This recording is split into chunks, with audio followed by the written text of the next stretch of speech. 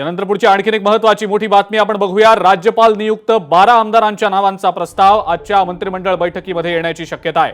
आचारसंहिता लागण्यापूर्वी राज्यपाल नियुक्त आमदार परिषदेवर पाठवण्याची महायुतीची लगबग सुरू असल्याचं समजतंय। आमदार नियुक्त करताना विधानसभा निवडणुकीचं राजकीय गणित बिघडू नये याचीही काळजी घेतली जात असल्याचं समजतंय। निलेश बुधावले आपले प्रतिनिधी या संदर्भातली अधिक माहिती आपल्याला देत आहेत। निलेश, अजिंक्य, मागच्या काही दिवसांपासून 12 आमदारांचा विषय जो आहे तो सातत्यानं चर्चेत येत होता की 12 आमदारांची नियुक्ती होईल, मात्र तो कॅबिनेटमध्ये अद्याप आला नव्हता। आज कॅबिनेटची आठवड्यात दुसऱ्यांदा बैठक पार पडते आणि या बैठकीमध्ये 12 आमदारांच्या नावांचा प्रस्ताव येऊ शकतो अशी दाट शक्यता आहे।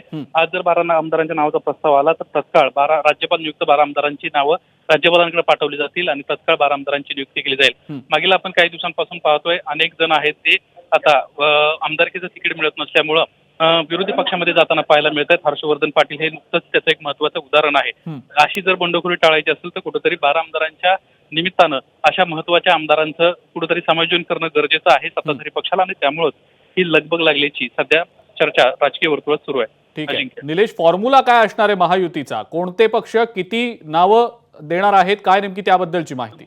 भाजपच्या वाट्याला 6 विधान परिषदेच्या जागा आलेल्या आहेत। शिंदे गटाच्या वाट्याला 3, म्हणजे एकनाथ शिंदेच्या शिवसेनेच्या वाट्याला 3 आणि अजित पवारांच्या राष्ट्रवादीच्या वाट्याला 3 जागा आल्याचं पाहायला मिळत आहे। आमचं संख्याबळ जास्त आहे त्यामुळे कुठेतरी आम्हाला जास्त जागा मिळाव्यात असं भाजपने एक भूमिका घेतली होती आणि त्याला इतर घटक पक्षांना मान्यता देखील दिली आहे। ठीक आहे निलेश, धन्यवाद, सविस्तर माहिती आपण दिलीत त्याबद्दल।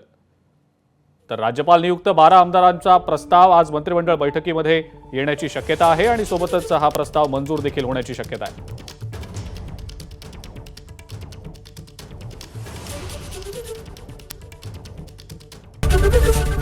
एबीपी माझा, उघडा डोळे बघा नीट।